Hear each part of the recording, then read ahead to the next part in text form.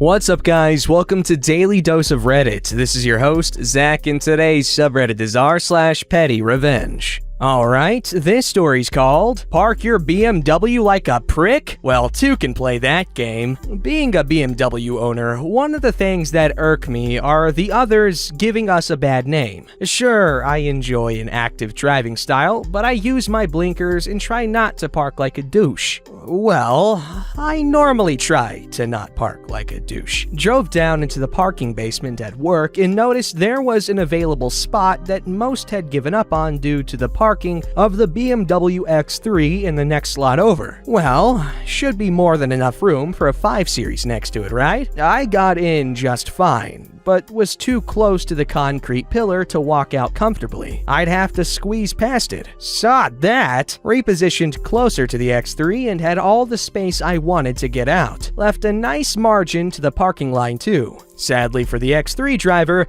that didn't leave much space for him. Petty, but I enjoyed it. Alright, this story's called Please Don't Park in My Driveway. I live next door to an apartment building, and where their parking lot ends and my driveway starts, there are concrete slabs to show where one ends and the other starts. I even have a sign at the end of the driveway saying private parking, not apartment parking. There is lots of room for all tenants and their visitors, so they don't need to park on my property at all. I called the apartment building landlord and complained a few times because people parking in my yard. He said he has signs all around the building where people can park, visitor parking and tenant parking, which he does. He said if they park on my property to call a tow company. I woke up one morning and go to work and couldn't get out because some jack mule had parked in my driveway. I called a towing company from a totally different city about 3 hours away. I couldn't wait for them because of work, but asked if they could call when they were all hooked up and I will come home to make sure it's done. I only lived 5 minutes from work and my boss allowed me to go take care of this. When I got home, the car was already loaded onto a flatbed and was just pulling out when the owner of the car came running out hollering for the truck to stop. He didn't. Then the guy looked at me and was very hostile and said, "This is all your fault.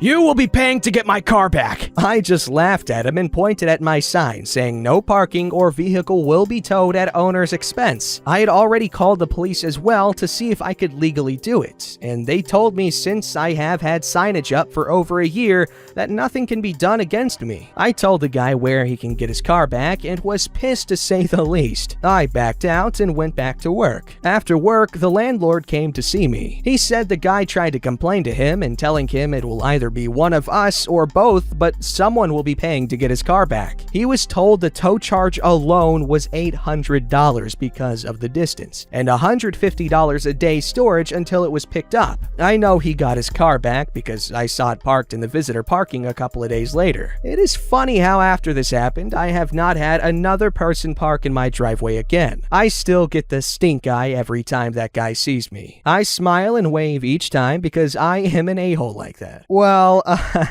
towing it 3 hours away was very, very overkill. However, a sign is a sign, so no one's at fault but the guy who parked. This story's called Body Shaming Bullies. Today I was at the lake, jumping off the dock with family. There were 2 boys on their jet ski stopped around 20 yards away. One hopped off and got in the water. His body language seemed as if he was going to swim to the dock. Suddenly, he acted grossed out and said, "Ew, let me back on, never mind." When the other dude asked why, he says, "Because her ass." And the rest, I just turned myself out because who likes to hear that crap? I knew he was talking about me because I was the only one on the dock with my daughter, who thankfully was enjoying herself jumping into the water. After tuning myself out, I hopped into the water. Instead of letting it go like I normally do, I hold my middle finger up. At first, he thought I was waving to him, so he waved back. Then after taking a second look at me, because I held that crap up for the longest,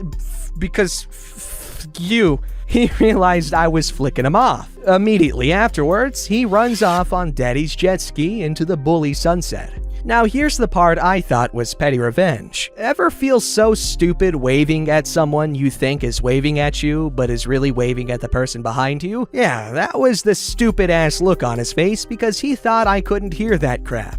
and that he thought I was waving at him. Screw you, bully boy. Edit. Wow, thanks for my first award, peeps. I really appreciate those who took the time to leave an uplifting comment. I didn't come on here to look for pity, but to share what I thought was petty revenge. I didn't care much about what they were saying. Still don't for those internet trolls who think it's okay to message me stupid crap, but more so on what they were doing and thought to be okay. I cannot stand a bully, and I won't tolerate that butthole behavior, especially in front of children. It isn't hard to read between the lines on what someone is saying. Sometimes body language and tone give it all away. For the jerks who can't see that, you're no different from those bullies and are part of the reason why the world is what it is today.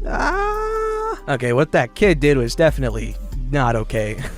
But to say, oh, your body language and tone is off, so you think I'm gross, that's not a healthy way to think. It's not worth paying attention to that kind of stuff, because, yeah, while you might feel clever or whatever, it's just gonna make you sad, because who needs all that negativity exposed to them all the time? You know what I'm saying? And so if you acknowledge that as negativity directed toward you, well, it's just gonna make you feel a little bad, even if you don't want to act like it does. This story's called When Stubbornness Backfires. I work retail in a small rural town. It is the only retail business. Both of my adult children work there as well. My daughter came out as trans a few years ago. Most of the customers have been okay about it, but there have been a few that have been not so much. One in particular has been exceedingly bad about it. Sticks is an entitled little butthole. He's the town golden child. The other day, he was asked to put a mask on by my daughter because that is the county mandate, and businesses sort of need to follow mandates because of pesky little things like licenses and such. He immediately got rude, so I pulled him aside and explained that he could put it on or he could leave. I really didn't care which option he chose. Instead of doing either, he started complaining about my daughter. He kept deliberately misgendering her and using her birth name. I could see a few of the customers were getting irate by his behavior because, while they may not understand what being trans means exactly, they like my daughter and could see she was visibly upset.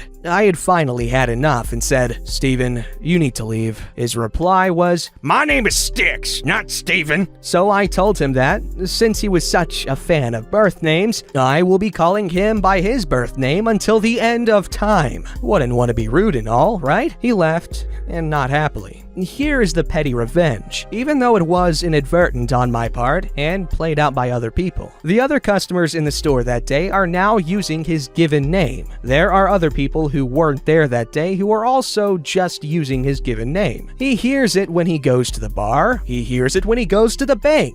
He hears it when he goes to the cafe. I only know this because people are gleefully coming in to tell us this constantly because small rural towns are kind of weird, y'all, and things like this are a big deal. Not gonna lie, the pettiness of these people warms my heart. While the petty revenge is not going to change this guy, their hearts are in the right place and I love them for their attempt to protect my daughter. And they just look so damn proud of themselves when they come in to report the latest act. Edit. Wow, I posted this before bed last night after receiving another "it happened again" text from a petty revenger. I also happened to be on this sub when the text came in. I wasn't sure if the story actually belonged in the sub because A, I'm not the one doing the petty revenge, and B, I'm not sure if it actually qualifies as revenge, but I don't know what else to call it. I posted it on a whim. Every single time it happens, my faith in humanity gets slightly restored. I thought I'd post it to remind people that there are far more good people out there than there are bad. The names have been changed in this story. As to those who want to know the name of the town to move here,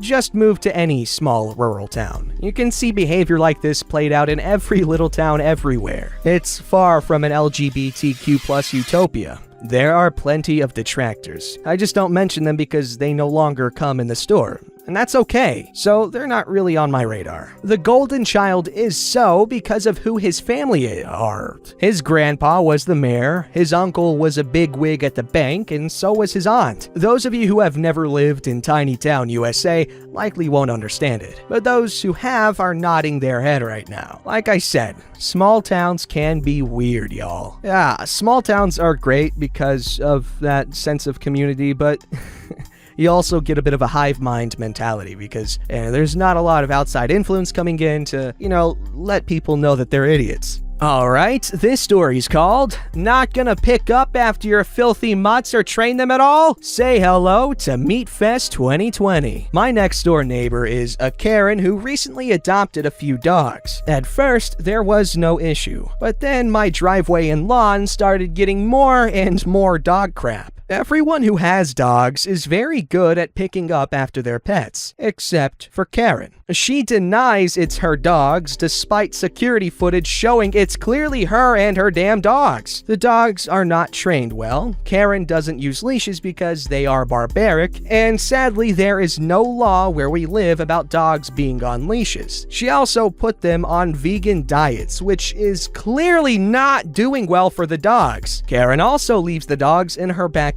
and they bark at everything. We tried calling the police, but they don't do jack. The entire neighborhood is fed up with her.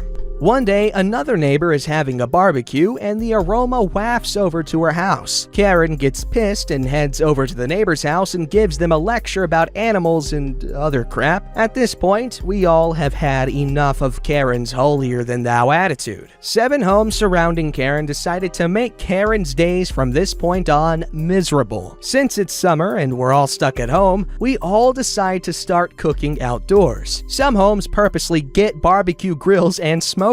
I myself turned my fire pit into kitchen number 2. Every day, at least one of us is cooking some glorious meat dish, and the aroma goes straight to Karen's home. I try to cook at least one thing outside, especially if it's extra aromatic. We all have plenty of wood thanks to our neighbor who recently took down a dead tree and gave everyone wood. A lot of wood. Karen complains and complains, and even tries to call the police, but obviously, we're doing nothing wrong. I just got some brisket to smoke for 16 hours. My other neighbor plans to roast an entire pig. Oh my god, I want to live in a neighborhood like that. I want those super friendly, over-enthusiastic neighbors that's always like, hey, neighbor, I've got a hot dog grilling for you if you want it.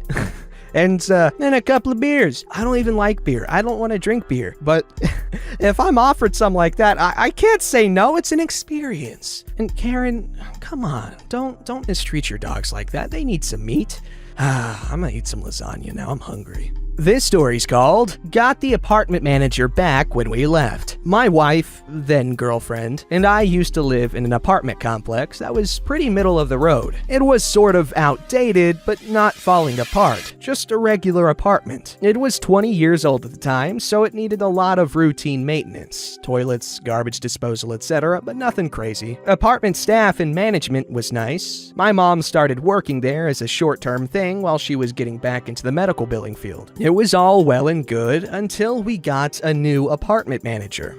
This manager did not like my mom. Everybody loves my mom. She's super kind and just like a Disney mom, pretty much. We can call the new manager Janet. Janet was positive that my mom was trying to steal her job. No matter how many times she explained this wasn't even a permanent job for her. So Janet made her life miserable at work until she fired her. She also decided that no one would come out to fix anything broken at our apartment anymore. We had a first-story apartment and a window that didn't latch and a toilet that didn't flush, but we were moving out soon, so we thought, no big deal. A few weeks before we moved out, I noticed the carpeted cat tree by our large window was moldy? It was super soggy. When we picked the tree up and looked at the carpet, that was mildewy and gross too. Not wanting to be blamed for the damage, I investigated and found a sprinkler on the little landscape patch under our window was busted and spraying on our wall. Window wasn't sealed properly, so it was just soaking our carpet and base of the cat tree. I let management know several times. Oh yeah, we'll come fix it. Yep, sorry, we'll get it tomorrow. Tomorrow for sure. Eventually, I just said screw it and left it. Except when we moved out, I went outside, turned the sprinkler towards the window as much as it would go, and cracked the window. Came back a few days later to pick up a lamp we forgot about, and the carpet was soaked everywhere. It was July, so it stank to high heaven. Flies were everywhere. The wall was water damaged. It was so gross. I didn't say anything. After all, they knew about it. I called several times. I'm hoping it put them out $1,000 or so for the repairs. As a side note, it took months to hear back from them. 4 months later, we received a check in the mail for about $400 with a little note from Janet that she was returning our deposit. Good, mean woman. Well,